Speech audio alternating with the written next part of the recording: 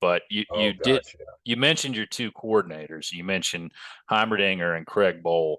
Talk about what those two guys meant to your staff. And the reason that I ask about this is it seemed like after that, because, and we'll talk about they left after that season, after the bowl game, it seemed like it took you a bit to get the guys you needed to replace them. How important were those two guys to what you were doing in Durham?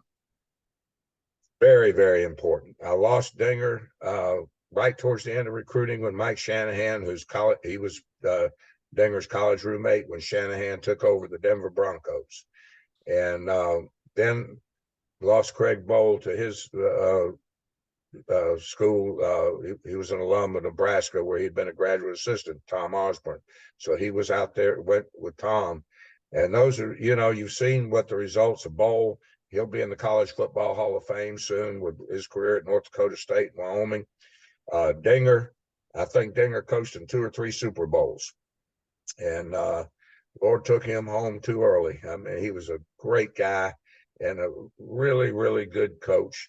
The players love playing for both those guys. And it was a, 2 very valuable people. And, I could have done maybe a better job, probably could have, replacing guys like that. But I brought those guys, and,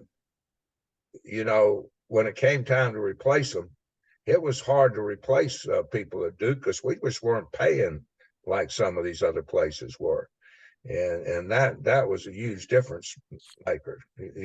That was back when a coordinator at Duke would be making 65,000. We were on the way to the bowl game. LSU had called Dinger the night before and offered him 80,000, I believe it was. And Tom Butters on the plane. I said, Tom, I need to talk to you. We went up in the corner.